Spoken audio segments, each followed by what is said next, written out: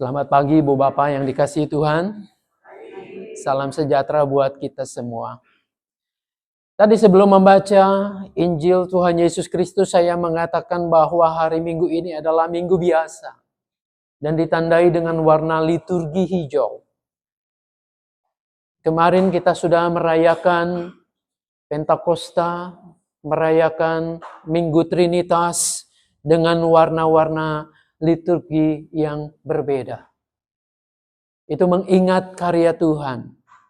Tahun gerejawi disebutkan adalah bahwa kita diajak untuk melihat, untuk mengimani, untuk bersyukur tentang karya yang dilakukan oleh Allah Trinitas itu. Dan minggu biasa bukan berarti ini biasa-biasa saja. Titik fokusnya adalah bagaimana kita diajak berpartisipasi, menanggapi karya Allah yang luar biasa itu. Warna hijau ini menurut saya adalah warna di mana kita disegarkan, diingatkan dan diajak untuk terus berjalan di dalam karya Tuhan ini. Saudara-saudara, minggu biasa pada beberapa minggu ke depan ini, oleh buku rancangan khotbah kita diajak untuk menghayati perjalanan kehidupan bapak-bapak iman kita yang dimulai dari Abraham. Jadi fokusnya adalah bahwa kita terus bersambung, namanya semi-sinambung, untuk menghayati perjalanan kehidupan bapak-bapak iman kita. Dimulai dengan Abraham yang dipanggil oleh Tuhan untuk terlibat dalam karyanya. Bapak Ibu, ketika melihat adegan yang terakhir itu, anak-anak bermain gembira di bawah air yang semula sangat sulit. Gimana perasaan kita? Kalau saya sih, rasanya gimana ya? Ada sesuatu yang luar biasa. Gembira dan sukacita. Bayangkan daerah yang sangat sulit sekali mendapatkan air. Berkilometer, berjam-jam mengambil air. Tapi sekarang tersedia 1.000 lebih orang bisa menikmati air bersih itu. Dulu kami merancangkan juga hal yang serupa di Klasis Jakarta Utara. Daerahnya berbeda tapi kurang lebih situasinya hampir sama seperti itu. Benar skalanya berbeda karena kemampuan kami waktu itu juga sangat terbatas. Bapak Ibu yang dikasihi Tuhan, di desa Nipu kami ini, kalau Anda lihat, betul sepenuhnya. Bukan modal mereka. Tapi ada perusahaan korporat tertentu yang tergerak. Tapi kan mereka tidak bekerja dengan sendirian. Kalau kita lihat, warga di desa itu, tua muda, laki perempuan, memberikan apa yang bisa diberikan. Kalau saya membaca kisahnya lebih runut lagi, ini kan didokumentasikan, bahwa kaum ibu memasak untuk menyuplai kebutuhan makanan dari para pria, bapak-bapak, dan anak-anak muda yang bekerja. Mereka sebisa mungkin mengerahkan kemampuan. Inilah yang disebut sebenarnya berpartisipasi. Tidak hanya nonton, tidak hanya menadahkan tangan, berilah kami air dong. Tidak demikian. Ada keterlibatan sesuai dengan kemampuannya masing-masing. Itu namanya partisipasi. Nah, saudara-saudara, kita fokus pada saat ini dalam bacaan yang pertama. Kejadian 12. Ayat pertama sampai dengan 9. Ini merupakan tonggak penting dalam sejarah keselamatan. Tentu sejauh yang kita yakini, yang kita imani. Sebab ada yang tidak mengimani itu. Ya, keyakinan, kepercayaan lain mungkin juga tidak mengakuinya. Tapi buat kita ini adalah tonggak yang penting. Setelah kisah kejatuhan manusia di dalam dosa, kita membaca itu, bahwa Tuhan menciptakan alam raya ini sungguh amat baik.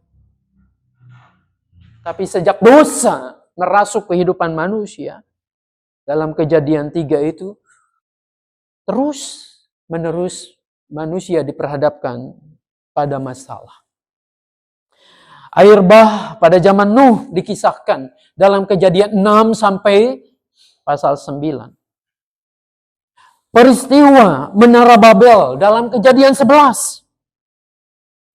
Dunia yang diciptakan ini dengan sungguh amat baik ini terus menerus jatuh dalam dosa, pemberontakan, dan akibatnya kehancuran. Namun Allah tidak membiarkan dunia ini binasa. Kebinasaan itu bukan rancangan Allah. Masa Allah menciptakan dunia sungguh amat baik, lalu ujungnya nanti akan binasa. Bukan itu agenda Allah. Allah mulai merencanakan penyelamatannya ini dengan memanggil seorang yang bernama Abram. Menarik. Allah memilih untuk mengerjakan misinya bukan sendirian. Bisa kan Allah itu mengerjakannya sendiri tanpa melibatkan manusia? Karena dia adalah Allah yang maha kuasa. Yang menciptakan dari yang tidak ada menjadi ada.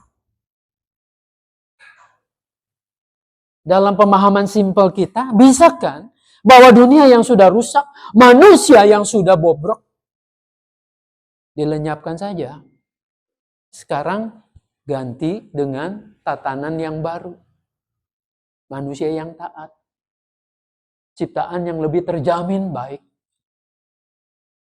Tapi Allah tidak melakukannya. Allah memanggil, melibatkan manusia. Abram dipanggil untuk menjadi bagian dari rencana besar Allah itu. Untuk siapa? Bukan untuk dirinya sendiri. Bukan juga untuk keluarga dan keturunannya. Loh, tadi kita mendengar dari Roma, Paulus menguraikan bahwa bukan hanya janji kepada Abraham, tapi keturunannya juga. Kan itu spesifik, Pak, keturunan.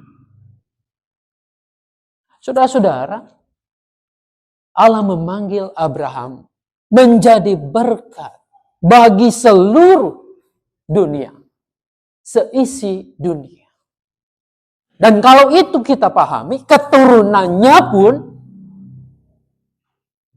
harus menjadi saluran berkat bagi seluruh dunia. Bukan untuk sendiri, keluarga, golongan kelompoknya sendiri. Saudara-saudara, Allah memulai karyanya itu dengan sebuah pemanggilan kepada Abraham. Pergilah dari negerimu, dari sanak saudaramu, dan dari rumah bapamu. Kejadian 12 ayat yang pertama. Inisiatif ini sepenuhnya dari Allah. Saudara-saudara, Abraham tidak sedang beribadah kepada Allah saat itu. Dan sangat mungkin Abraham beribadah sesuai dengan ajaran nenek moyangnya.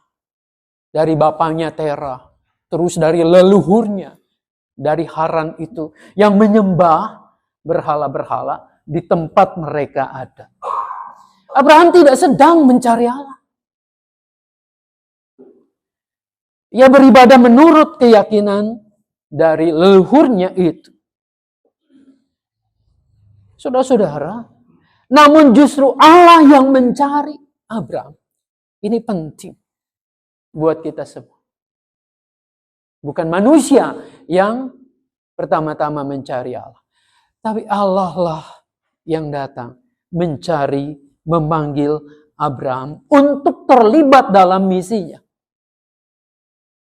Perintah pergilah, ini bukan sekedar perpindahan geografis.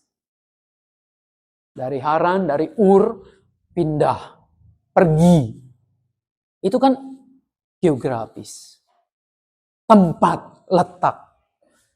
Bukan sekedar itu. Tapi harus dipahami bahwa Abraham ini diminta untuk meninggalkan zona nyamannya. Kan sudah nyaman sekali. Usianya sudah 75 tahun. Ia sudah kaya raya. Apalagi yang diperlukan. Pak Nikolas umurnya berapa? Hampir kurang 2 tahun ketika Abraham dipanggil. Enaknya, kalau pendeta sih ya udah emeritus ya. Sudah pensiun. Nikmati saja. Ini kan hasil jerih lelah yang sudah aku kerjakan bertahun-tahun. Aku sudah dihormati di situ. Kekayaanku sudah banyak. Ngapain pergi? Perginya itu gak jelas di mana. Kemana arahnya? Ini kan hanya janji semata, janji Tuhan yang baru dikenal Abraham baru kemarin sore mungkin ya. Bayangkan di tengah-tengah dia hidup beribadah kepada ilahnya sendiri yang sudah berpuluh tahun itu. Sekarang tiba-tiba ada nih suara, pergilah. Ini bukan pergumulan yang mudah. Ini bukan sekedar pindah tempat. Tapi keluar dari zona nyaman.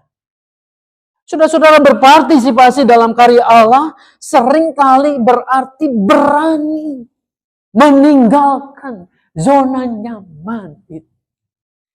Meninggalkan kemapanan kita untuk pergi entah kemana.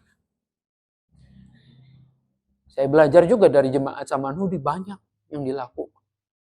Ke Mentawai, kemana. Entah apa mungkin yang akan terjadi di sana. Tapi disitulah mencoba untuk membangun dan menjadi berkat. Saudara-saudara, ketika Anda dan saya merasa dipanggil oleh Tuhan, bukan hanya sekedar dari rumah ke gedung gereja ini.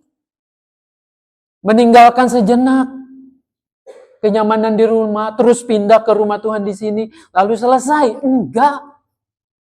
Tapi ada yang lebih jauh dari itu. Apa yang Anda dengar di sini. Apa yang firman Tuhan katakan. Mungkin tidak ada jaminan juga bahwa melakukan itu akan dicintai orang. Tapi itulah yang harus dilakukan oleh setiap kita. Keluar dari zona nyaman itu. Saudara-saudara, pemanggilan keterlibatan Abraham ini disertai dengan 3 janji. Oh, kita mungkin mengatakan, itu loh Pak, dia berani bayar harga oleh karena ada 3 janji itu. Yaitu bangsa yang besar. Akan menerima berkat dari Allah. Akan menjadi berkat bagi bangsa-bangsa. Dan puncaknya sebenarnya adalah relasi dengan Allah. Saudara-saudara, sekali lagi, ini kan baru janji. Abraham tidak melihatnya sebagai sebuah kenyataan yang dilihat oleh mata. Saya ingat apa yang dikatakan oleh yang namanya Martin Luther King Jr. Dia melihat Abraham ini, beraninya itu disuruh naik tangga. Yang ujungnya itu tidak kelihatan di mana. Tapi ia naik terus. Itulah tangga iman sebenarnya. Bahwa ia tidak tahu akan sampai di mana di atasnya itu. Tapi ia terus menuruti. Nah, saudara-saudara, disinilah yang kita bisa temukan kenapa Abraham itu disebut Bapa orang percaya dan ditegaskan oleh bacaan Roma 4 tadi. Oleh karena ia yakin dan percaya. Olehmu semua kaum di muka bumi ini akan mendapat berkat. Ingat bagian ini ya. Olehmu itu. Tuhan tidak berjanji bahwa engkau sendirian dan keluargamu yang mendapat berkat. Tapi engkau akan menjadi jalan berkat. Engkau akan menjadi saluran berkat itu bagi semua bangsa di dunia ini. Hak istimewa betul ada di situ. Hubungan yang spesial dengan Allah. Tapi ini bukan semata-mata untuk kepentingan sendiri.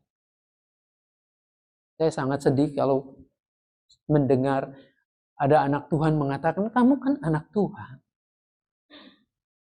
Klaim saja janjimu pada Tuhan. Pasti Tuhan akan beri. Pasti Tuhan akan mensejahterakan kamu. Usahamu jadi sukses. Hubungan yang istimewa, bahkan kita disebut sebagai anak-anak Tuhan. Bukan privilege, hak kita untuk menuntut Tuhan memenuhi apa yang kita inginkan. Bukan itu. Tetapi justru untuk menyalurkan berkat Tuhan. Semua kaum di muka bumi ini. Saudara-saudara, keselamatan bukan untuk satu orang, satu klan, kelompok, keluarga, golongan tertentu. Bukan hanya milik orang Kristen semata, melainkan untuk seluruh umat manusia. Kalau kita baca Yohanes 3 ayat 16 itu juga jelas. Begitu besar kasih Allah. Bukan hanya untuk orang Kristen kan. Pada dunia ini. Sejak awal dunia ini ingin Tuhan selamatkan. Saudara-saudara, belajar dari fase ini, orang percaya dipanggil bukan hanya untuk menerima berkat bagi dirinya. Tetapi menjadi tangannya, menjadi kakinya, menjadi matanya, menjadi telinganya untuk orang-orang di sekitarnya, untuk keselamatan orang lain. Lalu apa respon Abraham? Respon Abraham sederhana. Taat. Saudara-saudara, itu yang ia lakukan. Taat ini dijalaninya seperti apa? Lalu pergilah Abraham seperti yang difirmankan Tuhan kepadanya. Bayangkan, Abraham belum tahu tujuannya, belum tahu akhirnya di mana. Ia belum melihat bukti dan janji Allah. Namun ia melangkah berdasarkan iman itu. Ketaatan Abraham menunjukkan bahwa partisipasi dalam karya keselamatan Allah tidak selalu dimulai dengan kemampuan besar untuk menangkap visi Allah ini bagaimana sih? Grand desainnya seperti apa? Abraham tidak tergoda untuk menjelaskan proposal Allah itu bagaimana. Tetapi ia berjalan dalam ketaatan. Ia terhadap panggilan Tuhan itu. Saudara-saudara, belajar dari tahap ini. Banyak orang ingin melihat seluruh rancangan Allah itu terlebih dahulu. Sebelum melangkah. Gimana sih Tuhan maksudnya? Seperti apa sih? Kita tergoda untuk melihat itu. Abraham justru melangkah lebih dulu. Ia melangkah taat lebih dahulu. Lalu Allah di situ menunjukkan, menuntun langkahnya setapak demi setapak. Nah, saudara-saudara, ketika tiba di tanah Kanaan, apa yang dilakukan oleh Abram? Abram membangun mezbah bagi Allah. Apa artinya mezbah itu? Sama seperti mezbah Nuh yang didirikan ketika usai dari bencana air bah itu. Adalah ungkapan syukur, memuliakan Tuhan, menyatakan Tuhan yang berdaulat di dalam kehidupannya. Jadi mezbah menjadi tanda bahwa Abraham mengakui kehadiran Allah di dalam kehidupannya. Ia menyembah Allah di tengah-tengah lingkungan yang belum mengenal Allah. Itu apa? Itu artinya ia menjadi saksi di tengah bangsa-bangsa itu. Bangsa-bangsa di sekitar dia. Abraham tidak hanya berjalan menuju tanah perjanjian, tidak. Ia justru menghadirkan penyembahan kepada Allah di tempat-tempat yang dia lalui.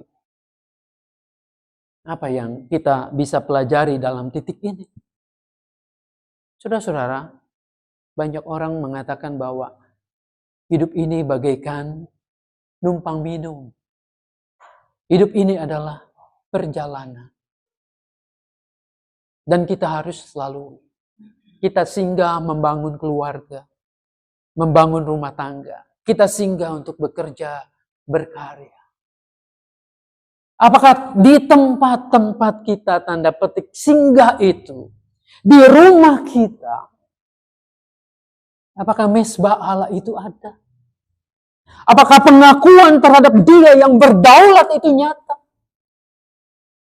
Apakah ungkapan syukur atas pertolongannya itu hadir dalam hidup kita? Dan menyatakan di sekeliling kita, inilah Allah yang berkuasa, yang menolong aku hingga hari ini. Apakah di tempat kita bekerja, kita menghadirkan tanda petik mezbah Allah. Di mana kita hanya taat dan tunduk kepada Dia. Sehingga kita tidak bisa digoyang, diajak menyeleweng, diajak berbuat dosa, dan seterusnya. Ini menghadirkan Allah yang berdaulat. Abraham melakukan itu dimanapun ia berhenti. Saudara-saudara, lalu Abraham melanjutkan perjalanannya. Ayat 9 mengatakan sesudah itu Abraham berangkat dan makin jauh ia berjalan ke tanah Negeb. Panggilan Abraham ini bukan peristiwa sesaat lalu berhenti. Ini adalah perjalanan panjang. Iman Abraham itu bertumbuh melalui langkah demi langkah. Ia terus bergerak mengikuti perintah pimpinan dari Allah. Demikian pula dengan karya penyelamatan Allah. Ia terus bergerak. Ia terus beralih dari generasi ke generasi. Ia terus sekarang menghubungkannya dengan Anda dan saya. Bergerak terus. Mendatangkan apa? Shalom, kerajaan Allah. Mendatangkan kebaikan. Memulihkan kembali ciptaan yang rusak itu. Itulah yang harus kita sadari. Allah memanggil Anda juga untuk berpartisipasi. Di dalam misinya, ingatlah bahwa pemanggilan Abraham ini menyelamatkan dunia. Tidak seorang diri.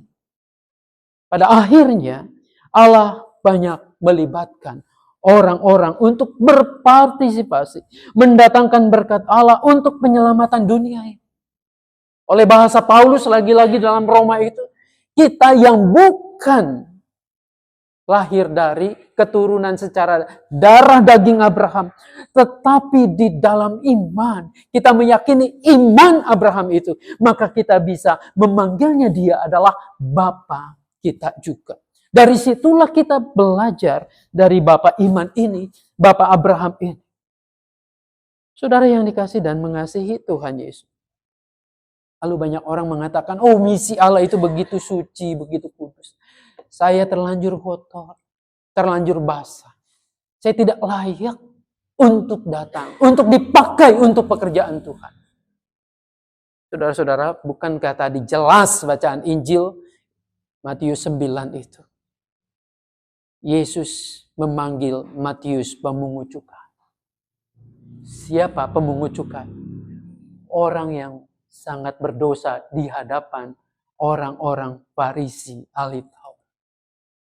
Yesus mengatakan, bukan yang sehat yang perlu tabib, tetapi yang sakit. Bukan yang sehat yang perlu dokter, tetapi justru yang sakit. Bukan yang baik-baik saja, merasa diri paling saleh, tetapi justru dalam keberadaan orang yang berdosa. Ketika kita, Anda dan saya dipanggil oleh Dia, maka ada rencana Tuhan yang luar biasa atas hidup Anda dan saya. Sekali lagi, Abraham dipanggil bukan karena dia sedang mencari Allah. Bukan karena dia sedang rajin-rajin saleh-salehnya beribadah. Tapi ia bersama dengan kelompoknya juga adalah orang yang tidak mengenal Allah. Dirangkul, ditarik untuk menjadi bagian dalam karyanya. Yesus pada akhirnya juga melakukan yang sama. Bukan orang-orang yang baik, yang benar, yang dipakai untuk berpartisipasi dalam misi kerajaan Allah ini. Tapi sangat mungkin kita adalah orang-orang yang berdosa. Saudara-saudara, jadi ketika Anda merasa kotor, merasa berdosa dan tidak layak, justru Anda lah orang yang tepat dipanggil untuk berpartisipasi dalam karya keselamatan Allah ini. Tinggal kini tanggapan Anda dan saya, menyambut panggilan itu atau mengabaikannya. Lalu kalau menyambut dengan cara apa dan bagaimana? Sama seperti tadi di desa Nipufani itu, saudara-saudara, setiap orang terpanggil untuk memberikan sesuai kemampuannya. Anda mampunya di mana? Jemaat kita mangga besar kecil, iya. Tapi jangan meratapi kekecilanmu itu terus.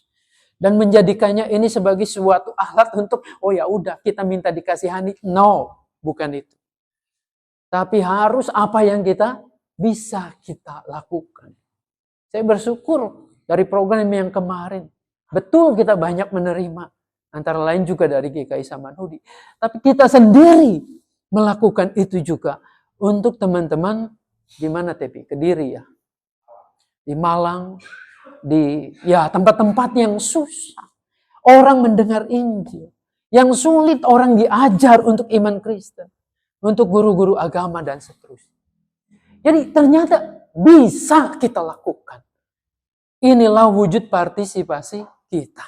Kalaupun itu Anda tidak mengatakan bahwa oh saya nggak bisa, betul karena saya nggak ada. Doa yang paling dibutuhkan. Seberapa banyak Anda berdoa untuk pekerjaan Tuhan.